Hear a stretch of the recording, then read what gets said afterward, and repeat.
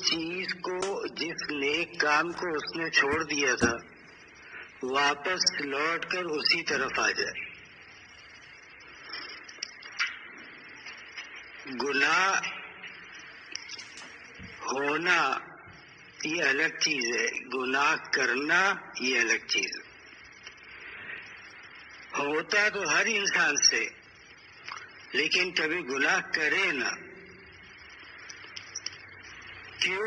اللہ رب العزت نے ہمارے اندر اتنی طاقت رکھی ہے کہ دیکھو گناہ کرنا نہیں، گناہ ہو جائے تو توبہ کر لینا۔ مثلا ایک آدمی بد نظری کر رہا ہے، اس کو اس کا احساس نہیں ہے، پھر جب اس کو احساس ہوا تو فوراً اللہ کی طرف رجوع کرے، یا اللہ مجھ سے یہ غلطی ہوئی، مجھے معاف فرما دیجیے، کیونکہ اللہ تعالیٰ ارحم الراحمین ہے۔ تو اللہ رب العزت بندے کی دعا کو جب قبول فرما لیتے۔ حضرت امام ابو حنیفہ رحمہ اللہ کے استاد امام حماد مکے میں رہتے تھے اور یہی دعا کرتے تھے کہ اللہ مجھ سے کبھی کوئی گناہ ہو ہی نہ۔ لکھا ہے کہ کئی برس دعا کرنے کے بعد ان کو اللہ کی طرف سے آواز آئی، اور یہ کوئی ناممکن چیز نہیں ہے، جس کو چاہے اللہ سنا دیتا ہے، اور جس کو نہ چاہے اس کو نہیں سناتا۔ تو اللہ کی طرف سے جو ان کو آواز آئی کہ اے حماد، میں نے اپنے تک آنے کے لیے دو راستے رکھے، ایک طاعت کا اور ایک گناہ ہو جائے تو اس سے معافی کا، تو اپنے لیے ایک راستے کو ہی کیوں منتخب کر رہا ہے؟ بھئی گناہ ہو گیا، انسان رویا، اللہ نے معاف کر دیا۔ گناہ ہوا، دل کے اندر غم آیا، معافی مانگی، اللہ نے معاف کر دی۔ کتنے لوگ ایسے گزرے کہ جن کو آخری وقت کے اندر کلمہ نصیب ہوا، ساری زندگی کفر اور شرک میں لگے رہے، لیکن آخر وقت کے اندر اللہ تعالیٰ نے ان کے دل کے اندر ڈالا، انہوں نے جاتے جاتے کلمہ پڑھ لیا۔ لیکن ہم لوگ مسلمان ہیں، لہذا ہمیں ایسا کام کرنا، اللہ کو ناراض کرنا۔ دادا جان رحمۃ اللہ علیہ فرماتے تھے کہ دیکھو، جس نے تمہارے لیے 7 آسمان بنائے، 7 زمینیں بنائے، اور اس کے اندر جو کچھ ہے وہ سب کچھ تمہارے لیے بنائے، تو یاد رکھو کہ جو حقیقی محبت کا لائق ہے، تم اس کی نافرمانی کر رہے۔ ایک شخص ہے، وہ کیا کرتا ہے، شلوار پاجامے سے ٹہنے سے نیچے کرتا ہے۔ اب وہ کیا سوچتا ہے کہ یار اس سے کیا ہے، یہ تو دنیا کے اندر چلتا ہی رہتا ہے، یہ اس سے کیا ہوگا۔ حدیث پاک میں آتا ہے کہ اللہ پاک نہ اس کی طرف نظر رحمت کریں گے، نہ کبھی اللہ تعالیٰ اس کو گناہوں سے پاک و صاف کریں گے، اور نہ ہی اللہ تعالیٰ اس کو جب مر جائے گا تو جنت کی خوشبو بھی اس کو نصیب نہیں ہوگی۔ کام ہلکا اور معمولی سا ہے، لیکن خود رسول اللہ صلی اللہ علیہ وسلم نے اس کے بارے میں بتا دی۔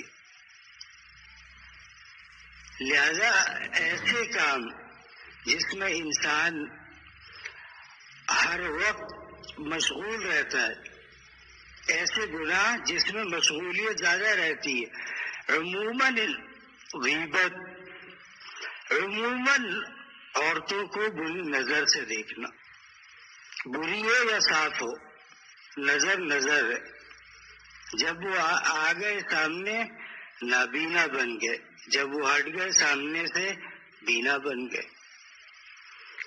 غم تو آئے گا، اب اسی غم سے انسان کو اللہ تعالیٰ ولایت تک پہنچاتے ہیں۔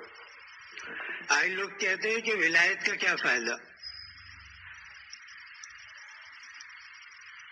ولایت کا سب سے بڑا فائدہ تو یہ کہ اللہ تعالیٰ دنیا میں بھی اس کے ساتھ رحم کا معاملہ کرتے اور آخرت میں بھی اللہ تعالیٰ اس کے ساتھ رحم کا معاملہ فرمائیں گے۔ اب ولایت کیا چیز ہے؟ ولایت نام ہے اللہ سے دوستی کا۔ اللہ ولی الذین آمنوا یخرجہم من الظلمات الی النور، عام فرمایا کہ انسان جو ایمان لے آیا اس کو ولایت عامہ حاصل ہو گئی، اور اس کا سبب بھی بیان فرمایا یخرجہم من الظلمات الی النور، اللہ اس کو کفر کے اندھیروں سے نکال کر اللہ تعالیٰ اس کو دین کی روشنی عطا فرمائیں گے۔ اور ایک انسان ہے، آج تقریباً تمام انسانیت اسی چیز کے لیے پریشان ہے۔ یا اللہ، جس سے پوچھو کہتے ہیں پتہ نہیں کیا حال ہوگا، ملک کا کیا حال ہوگا، ہمارا کیا حال ہوگا، کسی کو کچھ نہیں پتا۔ دیکھیں، ہمارے سوچنے سے اور ہمارے کہنے سے اللہ حالات بدلیں گے نہیں جب تک ہم اپنے اعمال نہیں بدلیں گے۔ اعمال کی تبدیلی کیا ہے؟ کہ ہر وقت یہ دل کے اندر دھڑکن ہو کہ یار اللہ رب العزت کہیں مجھ سے ناراض تو نہیں،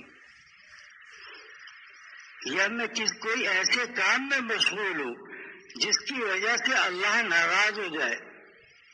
وَمَنْ أَعْرَضَ عَنْ ذِكْرِي فَإِنَّ لَهُ مَعِيشَةً ضَنْكًا، فرمایا کہ جب تم میری یاد سے اعراض کرو گے تو تمہاری زندگی تلخ کر دی جائے گی۔ آج ہر گھر کے اندر لڑائی ہے، ہر گھر میں مشکلات ہیں، تو ہم اس کو نہیں دیکھتے، ہم کیا دیکھتے کہ یار ہمارے گھر میں تو یہ مشکل ہے، ہمارے گھر میں یہ مشکل ہے۔ اللہ رب العزت نے کیا فرمایا؟ میری یاد کو مت چھوڑو، اگر تم مجھے یاد کرو گے تو میں کانٹوں پر بھی تمہیں ہنسانے پر قادر ہوں، اور اگر تم مجھے چھوڑ دو گے تو ایئر کنڈیشنروں کے اندر بیٹھ کر تم یہ پروگرام بنا رہے ہوگے کہ میں اگر خودکشی کروں تو کس طرح کروں۔ وہ چاہے تو کانٹوں میں ہنسا سکتا ہے۔ جب غزوہ خندق ہوا تو آپ علیہ الصلوۃ والسلام، خندق ایسے موقع پر ہوا کہ مدینہ منورہ میں ٹھنڈ بہت تھی، اور آپ علیہ الصلوۃ والسلام نے فرمایا کہ کفار آ رہے، لہذا اے لوگوں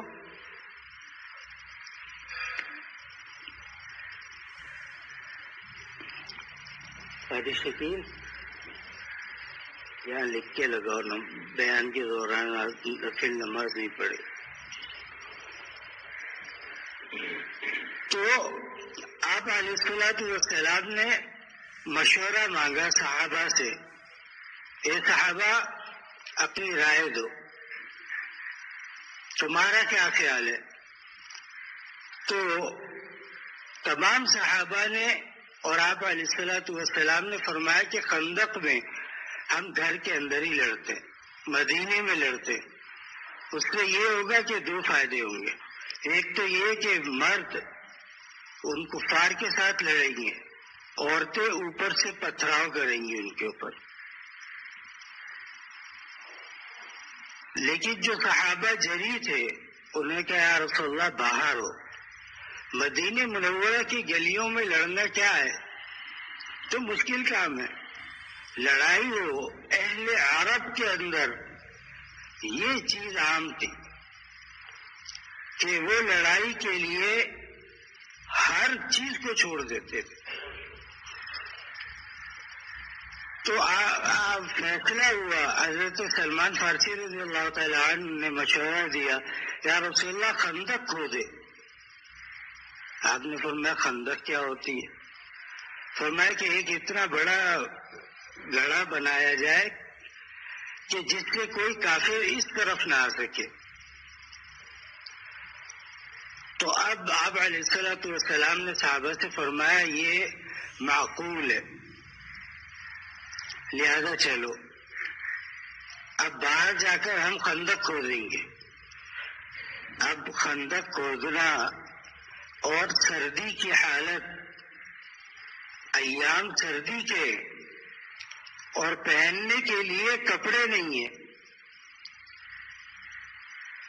اگر اللہ تعالی چاہتا تو رسول اللہ صلی اللہ علیہ وسلم کو آج کے زمانے سے بھی بڑھ کر عطا کر سکتا تھا, لیکن آپ علیہ الصلوۃ والسلام نے جب خندق کی کھدائی شروع کی, 3 میل لمبی یہ خندق تھی.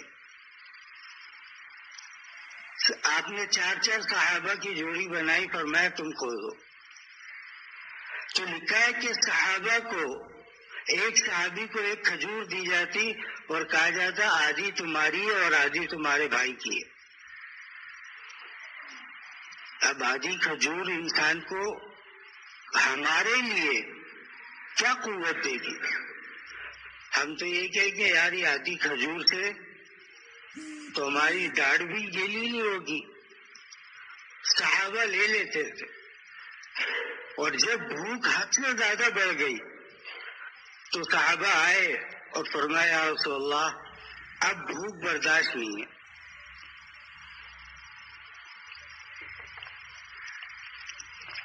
اب نہیں برداشت ہو رہی.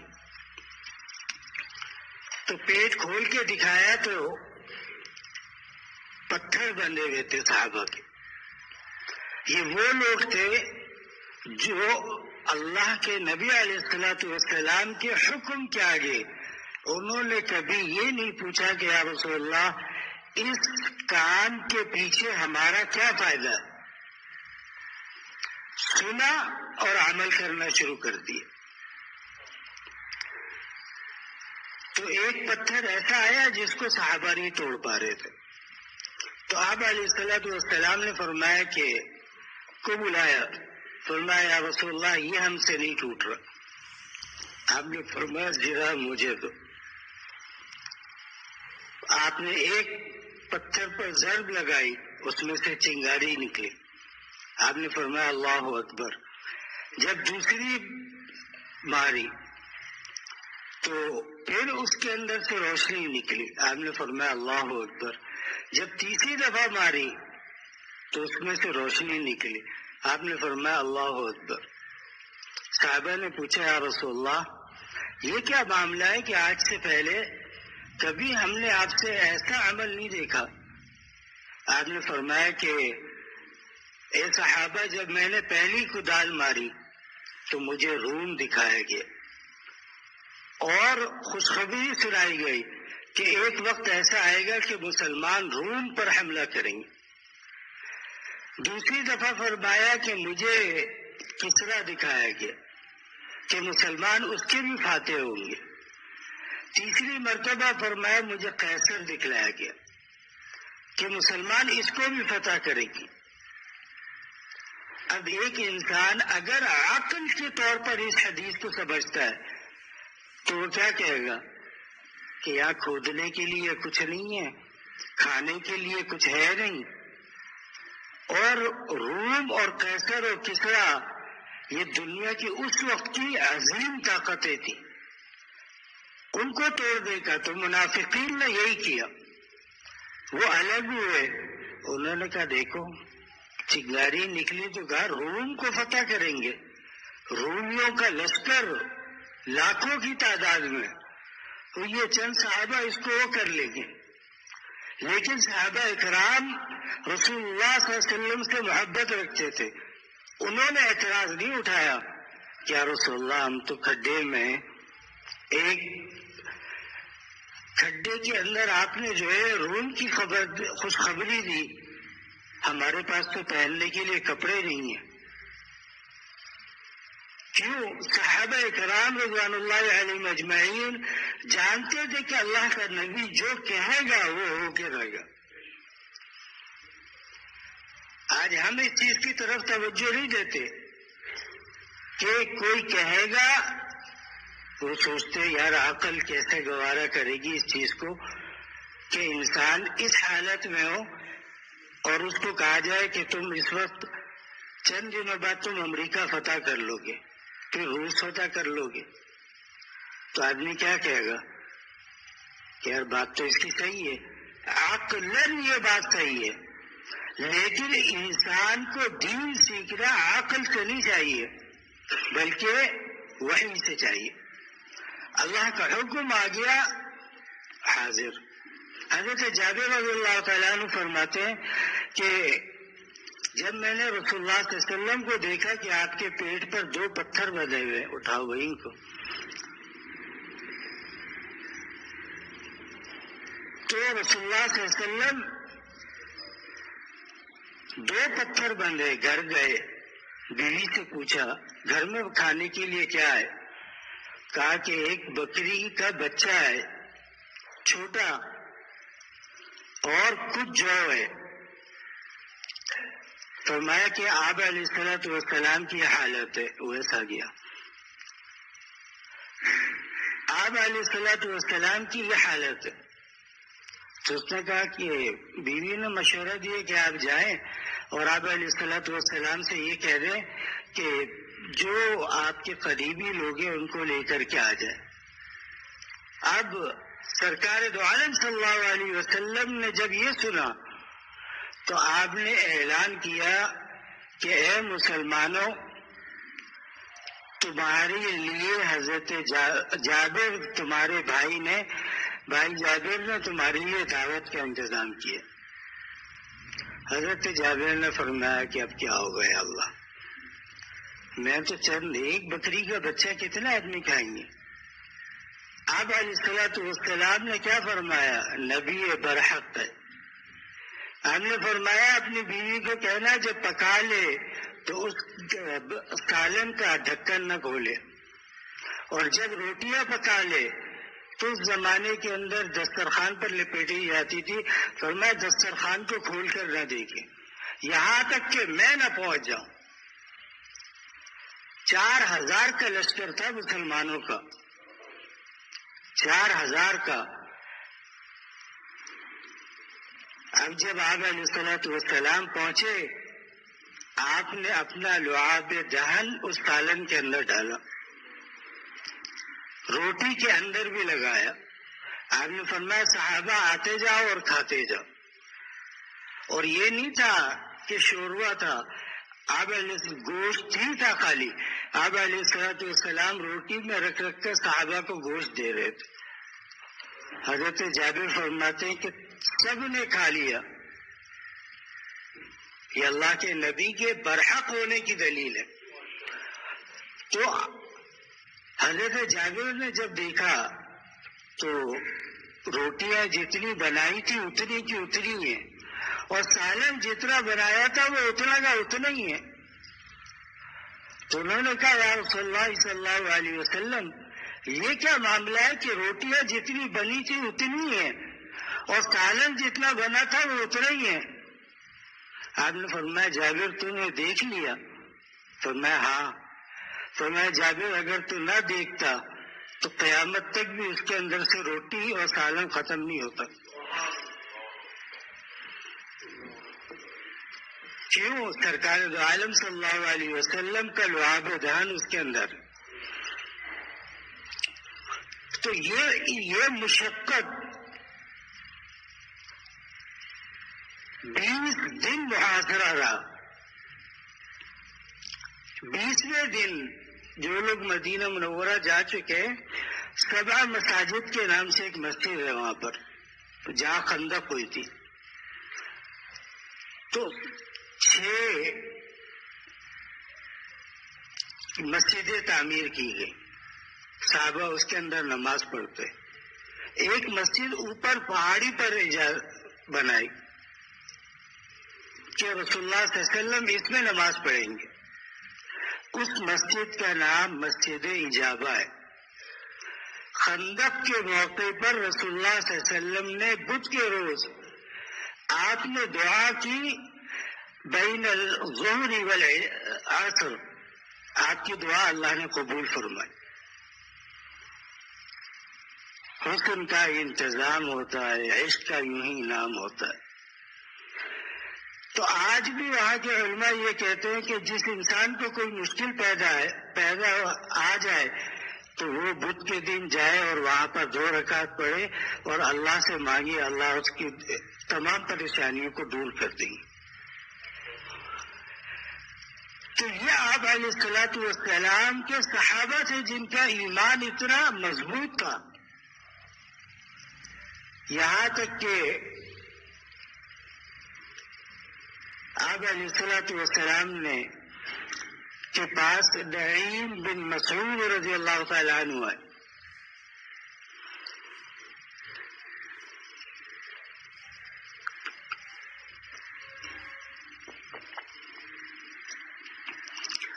تو ان کا اسلام ظاہر نہیں تھا، اسلام لا چکے تھے لیکن اسلام ظاہر نہیں تھا، ظاہر نہیں کیا.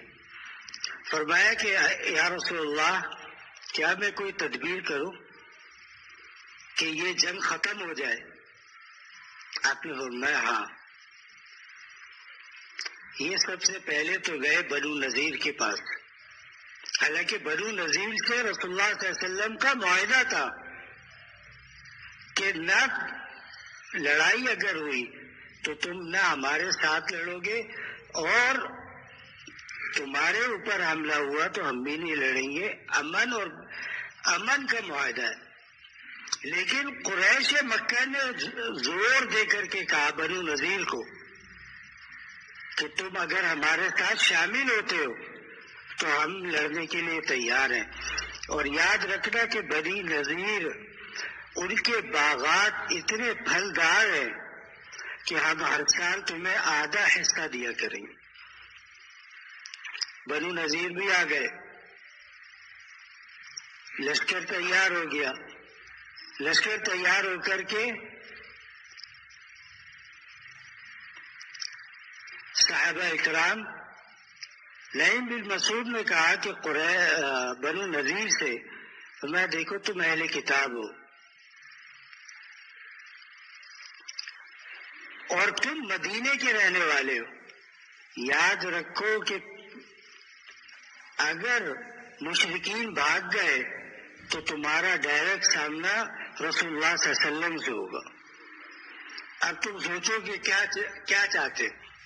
انہوں نے کہا کیا کرنا چاہیے تدبیر میں. کہا قریش جب صبح تم سے کہیں لڑنے کے لیے تو ان سے کہنا کہ اپنے کچھ سردار ہمارے پاس حمایت میں رکھوائے، کچھ سردار ہمارے پاس ہوں. ادھر گئے، ادھر جا کر کے فرمایا کہ مشرکین سے کہ بنو نذیر نے اللہ کے رسول صلی اللہ علیہ وسلم سے دوبارہ تعلق قائم کر لیا ہے، لہذا اب وہ تمہارے ساتھ نہیں لڑیں گے. تو کفار کے اندر ہلچل مچ گئی، یہاں تک کہ اللہ نے رات کو ہوا چلائی جس کی وجہ سے ان کے خیمے اکھڑ گئے. آپ علیہ الصلوۃ والسلام نے اب جب صبح ہوئی تو قریش نے کہا کہ چلو بھائی لڑنے کے لیے چلتے. تو یہود نے کہا کہ یوم السبت یعنی ہفتے کے دن ہم کچھ نہیں کرتے، نہ قتال کرتے نہ شکار کرتے، ہم کچھ نہیں کرتے. ہاں تم اگر بہت ضد کرو تو تمہیں ایک کام کرنا ہوگا، اپنے کچھ بڑے لوگ وہ ہماری طرف کرو، ہمارے پاس وہ بیٹھے، جب ہوگا تو پھر دیکھی جائے گی. قریش نے کہا کہ رات کو نعیم بن مسعود رضی اللہ تعالیٰ نے سچ کہا، یہ قریش نہیں لڑیں گے ہمارے ساتھ. یہاں تک کہ اللہ تعالیٰ نے ان کا خاتمہ کر دیا. قریش بھاگ گئے، سلیمان لپیٹا اور بھاگ گئے. اور اس کے بعد رسول اللہ صلی اللہ علیہ وسلم نے فرمایا کہ اب جنگ ختم ہو گئی، لہذا چلو اپنے اپنے گھر۔ آپ علیہ الصلوۃ والسلام بھی باہر آ گئے مسجد نبی صلی اللہ علیہ وسلم میں۔ آپ علیہ الصلوۃ والسلام نے اپنی زرہ اتاری، کپڑے تبدیل کیے، باہر آئے، حضرت جبرائیل علیہ السلام آ گئے۔ فرمایا یا اللہ کے نبی آپ نے کپڑے تبدیل کر لیے؟ آپ نے فرمایا ہاں۔ فرمایا فرشتوں نے نہیں تبدیل کیے، لہذا آپ کے جو صحابہ ہیں آپ ان کو کہیں کہ عصر کی نماز بنو نذیر کے پاس پہنچ کر کے پڑھے۔ آپ نے صحابہ کو بلایا تو فرمایا صحابہ عصر کی نماز صبح بنو نذیر کے پاس پڑھنی اور جاتے ہی وہاں گھیراؤ کر لینا کہ کوئی شخص بھاگ نہ سکے۔ صحابہ نے یہ نہیں کہا یا رسول اللہ 20 دن ہمیں کھانے کو نہیں ملا، سردی اتنی تھی، اب آپ دوسرے بنو نذیر کی طرف بھیجنے کا رکھتے۔ صحابہ نے کہا یا رسول اللہ ہم تیار ہیں۔ آپ نے فرمایا جا کر کے ان کا محاصرہ کر لینا، اور رات کے وقت آپ نے سفر کیا تو فجر کے وقت وہاں پہنچے تو یہ پانی بھر رہے تھے بنو نذیر۔ جب انہوں نے دیکھا کہ مسلمان آ گئے تو یہ اپنے قلعے میں بند ہو گئے۔ آپ علیہ الصلوۃ والسلام نے فرمایا کہ نیچے آ جاؤ ورنہ تمہاری خیر نہیں ہے۔ تو یہ خیر جب نیچے نہ اترے تو آپ علیہ الصلوۃ والسلام نے ان کے کھجور کے درخت، کیونکہ عرب کے اندر کھجور ان کے لیے بہت مقوی اور طاقتور چیز سمجھی جاتی، آپ علیہ الصلوۃ والسلام نے درخت کاٹ کے جلانا شروع کیے۔ حالانکہ اللہ کی طرف سے ابھی حکم نہیں آیا، لیکن حکم کب آ رہا ہے؟ بعد میں۔ اور حکم کیا آ رہا ہے؟ ما قطعتم من لینۃ او ترکتموها قائمۃ علی اصولها فبإذن اللہ۔ تم نے جو پہلے کام کیا یاد رکھو وہ اللہ کی اجازت سے کیا، حالانکہ اس وقت اللہ کی اجازت نہیں تھی۔ معلوم ہو کہ رسول اللہ صلی اللہ علیہ وسلم پر جو کلام آتا ہے وہ وحی ہے۔ تو بنو نذیر چلا اٹھے کہ ہمارے باغات آپ لے لیں گے۔ آپ نے فرمایا کہ آپ شرافت سے نیچے اترو۔ آ گئے، بات چیت شروع ہوئی۔ آپ نے فرمایا کہ یہاں سے صرف اپنے کھانے پینے کا سامان لو اور یہاں سے نکل جاؤ، کیوں؟ تم نے عہد توڑا ہے، اور ان العہد کان مسئولا، اس عہد کے بارے میں اللہ سوال کرے گا، لہذا بھاگ جاؤ یہاں سے۔ انہوں نے کہا کہ کچھ مال، کچھ ہتھیار۔ آپ نے فرمایا کہ ایک چیز بھی نہیں، پہننے کے کپڑے اور اوڑھنے کے لیے چادر، بس یہ لو اور نکلو یہاں سے۔ قلعہ فتح ہو گیا۔ مسلمانوں نے جب دیکھا تو انہوں نے کہا یار یہ تو عجیب چیز ہے کہ ان کے پاس تو کھجور ایسے ہے جیسے بڑے بڑے باغات لوگوں کے پاس ہوتے ہیں۔ تو آپ علیہ الصلوۃ والسلام نے فرمایا کہ اے صحابہ، انصار اور مہاجر ایک چیز پر فیصلہ کرو، کیونکہ جب مہاجرین صحابہ آئے تھے مکے سے تو آپ علیہ الصلوۃ والسلام نے ان کے درمیان بھائی چارگی قائم کر دی تھی۔ تو بھائی چارگی کیا تھی کہ بھائی گھر میں 2 کمرے، ایک تو استعمال کر لے ایک میں کر لوں۔ آپ نے فرمایا کہ مہاجر صحابہ سے میں پوچھتا ہوں اگر وہ آج اپنا حق نہ لے تو وہ انصار کی اس چیز سے باہر آ جائیں گے، مقامات سے باہر آ جائیں گے۔ صحابہ نے فرمایا یا رسول اللہ یہی سب سے اچھا بہتر فیصلہ ہے، ہم نہیں لیتے یہاں سے کچھ بھی۔ آپ علیہ الصلوۃ والسلام نے فرمایا کہ خمس میرا ہے، 5واں حصہ یہ میرا ہے۔ 10ویں پارے کی ابتدا بھی اسی سے ہوتی ہے۔ یہاں تک کہ رسول اللہ صلی اللہ علیہ وسلم کی زندگی میں پوری زندگی یہ چلتا رہا.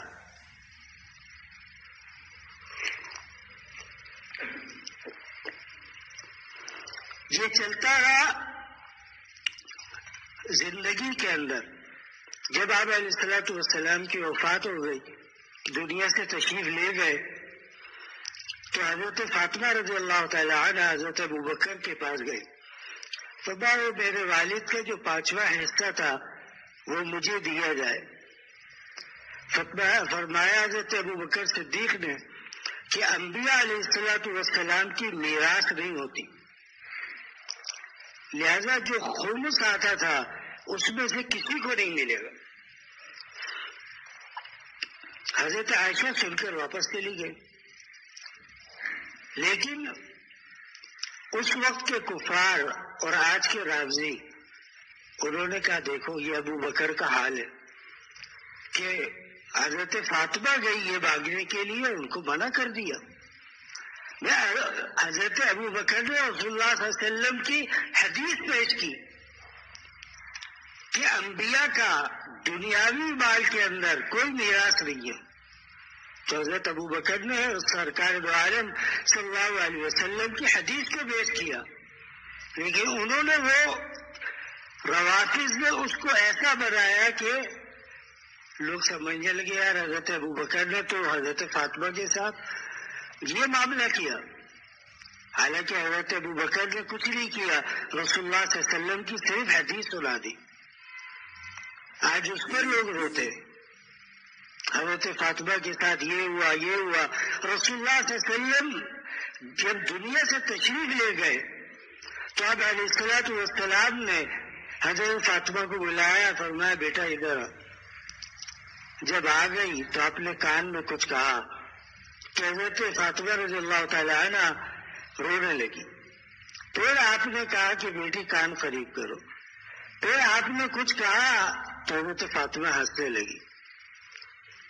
حضرت عائشہ فرماتی ہے رضی اللہ تعالی عنہ کہ میں نے فاطمہ سے پوچھا کہ فاطمہ کیا بات ہوئی تھی، تو پہلی دفعہ رونے لگی، دوسری دفعہ ہنسنے لگی. فرمایا پہلی دفعہ میرے بابا نے کہا سرکار دو عالم صلی اللہ علیہ وسلم نے کہ اے فاطمہ اب میرا جانے کا وقت ہو چکا ہے، اب کوئی نہیں روک سکتا. تو میں رونے لگی. تو پھر آپ علیہ الصلوۃ والسلام نے فرمایا اپنا کان پہ قریب کر. تو میرے بابا نے کہا کہ یاد رکھ جنت میں سب سے پہلے جو تیری ملاقات ہوگی وہ مجھ سے ہوگی. تو میں ہنس پڑی. لکھا ہے کہ محدثین نے کہ 40 دن کے اندر حضرت فاطمہ کا انتقال ہو گیا. تو صحابہ نے یہ نہیں سوچا کہ مشکل وقت ہے، اس وقت میں کیا چیز کام آئے گی. رسول اللہ صلی اللہ علیہ وسلم تو ایسی جنگ میں لے جا رہے ہیں کہ جہاں پر کھانے کے لیے نہیں ہے، پینے کے لیے نہیں ہے، اوپر سے سردی بھی ہے، تو پہننے کے کوئی کپڑے بھی نہیں ہیں. حضرت حذیفہ بن یمان رضی اللہ تعالی عنہ فرماتے ہیں کہ رسول اللہ صلی اللہ علیہ وسلم میرے پاس آئے. فرمایا میں لیٹا ہوا تھا. آپ علیہ الصلوۃ والسلام فرمایا اے حذیفہ، فرمایا میرے اندر اتنی بھی ہمت نہیں تھی کہ میں جواب دے پاتا. سن تو رہا تھا، جواب نہیں دے پا رہا تھا.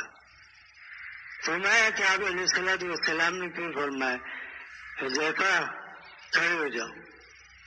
فرمایا میں کچھ جواب نہیں دیا. فرمایا یہاں تک کہ اللہ کے نبی نے ہاتھ بڑھایا اور میرے ہاتھ کو پکڑا اور مجھے کھڑا کر دیا. فرماتے کہ مجھے ایسا لگا جیسے کہ میں نے ابھی کوئی تازہ چیز کھائی ہے اور جس سے مجھے تقویت مل گئی. فرمایا جاؤ کفار کے کا جو خیمے ہیں ان کے اندر جاؤ، بیٹھ کر کے دیکھو وہ لوگ کیا کہہ رہے ہیں. تو وہ حذیفہ بن یمان رضی اللہ تعالیٰ عنہ تشریف لے گئے.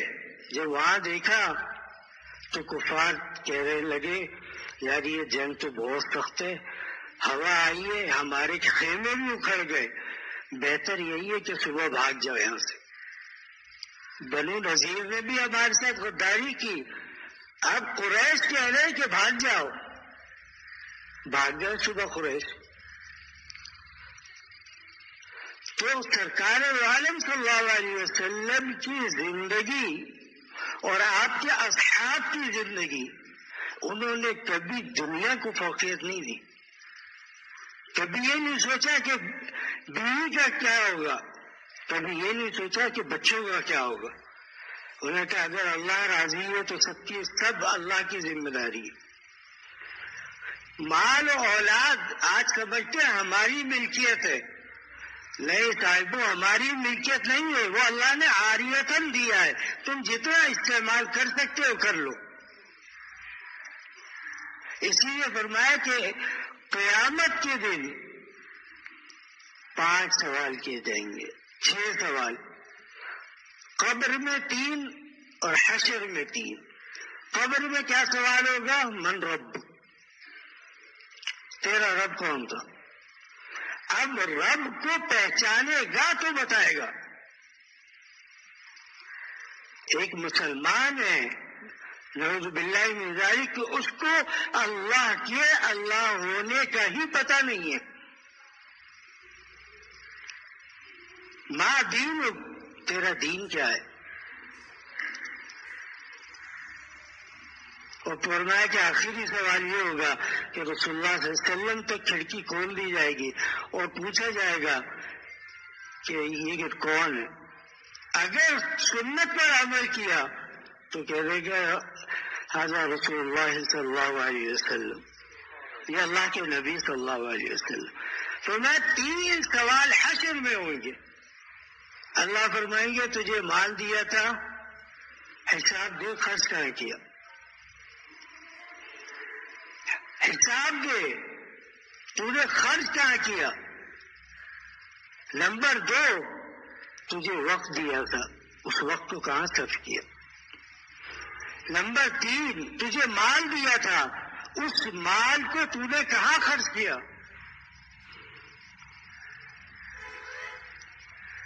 تو صحابہ نے جب یہ حدیث سنی صحابہ رونے لگے.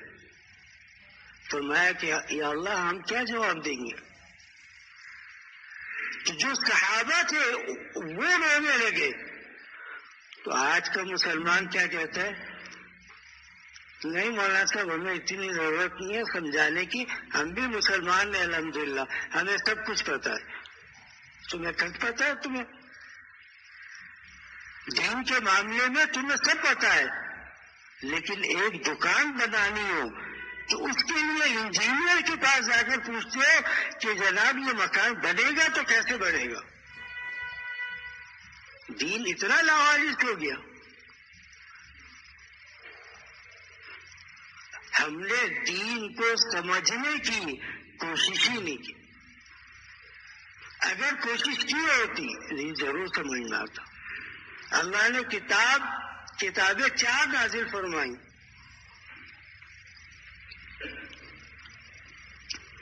انبیاء 1.25 لاکھ انبیاء کو اللہ نے بھیجے. کیا مطلب؟ کتاب کو سمجھائے، اس کے معنی سمجھائے، اس کو پڑھنا سمجھائے. صحابہ کس طرح پڑھیں گے؟ اگر اللہ نے کتاب سے ہی یہ دینا ہوتا، کتاب اللہ و سنت رسولی، اس سے اللہ تعالیٰ نے نجات دینی ہوتی تو اللہ تعالیٰ ہر گھر میں قرآن نازل کر دیتا. انسان پڑھتا ہے اور پڑھ کر کے اس سے اپنا کام کر لیتا. نہیں، اللہ نے رسول اللہ صلی اللہ علیہ وسلم کو کس لیے بھیجا؟ قرآن اتارا. ربنا وابعث فيهم رسولا منهم يتلو عليهم آياتك ويزكيهم ويعلمهم الكتاب والحكمة. اللہ نے رسول اللہ صلی اللہ علیہ وسلم کی بعثت کے جو مقاصد بیان کیے، اللہ نے اس کے اندر کیا کہا؟ حضرت ابراہیم علیہ السلام کی یہ دعا ہے. فرمایا ربنا وابعث فیہم رسولا. پہلا سوال تو یا اللہ ہمارا تجھ سے یہ کہ آپ ہماری ذریت میں سے کسی کو نبی بنائیں. اور وابعث فیہم رسولا منہم یتلو علیہم آیاتی. اس نبی کی شان کیا ہو؟ جو آپ کی کتاب آئی ہے اس کی تلاوت کرتا ہو. نمبر 3 وہ یزکیہم، جو تمہارا تزکیہ کرے. تزکیہ کیا چیز ہے؟ تزکیہ نام ہے اپنے نفس کی خباثتوں سے پاک ہونا. زندگی بھر گناہ کیے، مرتے وقت اس کو توبہ نصیب ہو گئی. کام ہو گیا نہیں ہو گیا؟ زندگی بھر وہ گناہ کرتا رہا، لیکن مرتے وقت اس کو کیا ہوا؟ اللہ نے کلمہ عطا فرما دیا. غزوہ احد کے اندر ایک مشرک تھا، اس کا سامنا رسول اللہ صلی اللہ علیہ وسلم سے ہوا. اس نے دیکھا، اس نے کہا ایسا پیارا چہرہ کسی جھوٹے نبی کا نہیں ہو سکتا. ادھر ہی کلمہ پڑا، تلوار اٹھائی اور لڑتے لڑتے شہید ہو گیا. آپ علیہ الصلوۃ والسلام نے فرمایا دیکھو، اس نے نہ نماز پڑھی، نہ روزہ رکھا، نہ حج کیا، نہ زکوٰۃ ادا کی، نہ اللہ کے راستے میں کچھ کیا، لیکن آخری مرتے وقت اس کو کلمہ نصیب ہو گیا. اور ایک شخص تھا جس کے بارے میں صحابہ نے کیا فرمایا؟ فرمایا یا رسول اللہ، اس سے زیادہ شجاع اور بہادر کوئی نہیں دیکھا ہم نے. یہ جدھر جاتا ہے کفار کی لاشوں کو گرا دیتا ہے. آپ نے فرمایا یہ جہنمی ہے. صحابہ نے کہا یا رسول اللہ، اتنا زبردست لڑنے والا یہ جہنمی کیسے ہو سکتا ہے؟ آپ نے صحابہ پیچھے لگ گئے یہاں تک کہ اس کو زخم لگا. جب زخم لگا تو صحابہ اس کے پاس گئے، کہا کہ تمہاری پٹی وغیرہ کر دے، تم اسلام کے لیے لڑے. تو انہوں نے کیا کہا؟ اس نے کہا اسلام کیا ہے؟ میں تو اپنی زمین کے لیے لڑا ہوں. یہاں تک کہ تکلیف برداشت نہ کر سکا، تلوار یہاں رکھی اور زمین پر ٹیک لگائی اور خودکشی کر لی. تو میرے عزیزوں، میرا کہنے کا مقصد یہ ہے کہ اللہ کے دین کو پہچانو اور پہچاننے کے بعد اس دین کی قدر کرو. آج کسی مسلمان کو کسی گناہ سے روکا جائے، اس کے پاس 100 دلائل موجود ہیں. قرآن کیا کہتا ہے؟ الذین یؤمنون بالغیب ویقیمون الصلاۃ. فرمایا جو ایمان لائے غیب پر. غیب کیا ہے؟ اللہ کو کسی نے نہیں دیکھا. انسان ایمان رکھتا ہے نہیں رکھتا؟ اللہ کی ذات برحق ہے، انسان نے نہیں دیکھا پھر بھی ایمان لاتا ہے.